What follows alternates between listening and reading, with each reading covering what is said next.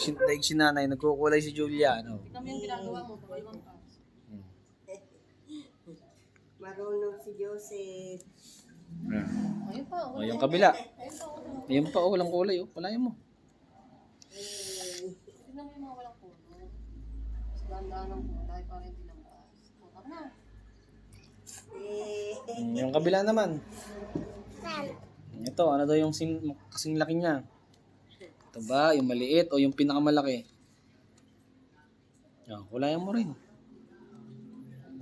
Dahan-dahan mo, huwag mo lalampas. Dali. Dali. Pinapanood ka ni nanay. Oh. May maraming libro si Joseph eh. 1.5 yan na. 1.5 ho yan. Huwag mo lampas bunso. Ganyan lang. Oh. Kaya kailangan ko mag-aaral. Yan. Oh. Yan. Dandaan. Dandahan mo bunso, dandahan. Yun, yung manggas. Yung Ah, ito, kulay mo. Ayun, ayan. Dandaan na. Kumain na kayo, Nay? Yung kabila naman. Yung kabila naman. Yung kabila, ito. Okay na yan. Tapos namin eh, Maglaing ka. Abay, ako nga. Maglaing ka. Okay na yan. Okay na yan. Basta okay na yan. Hindi pa tapos. Okay na, okay na. Ayan. Sino yung mga yun, nanay? Sino nakapasok dito sa compound natin, ah? San?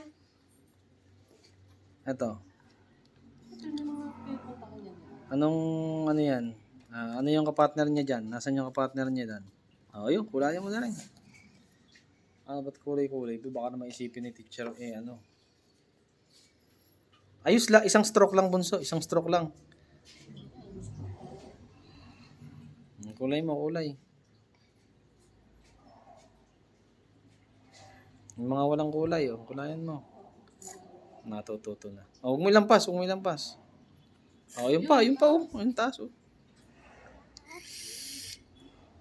Mataganda. Wala, matatapos ka na uli dyan. Kung ano yung mga walang kulay. Natututo na.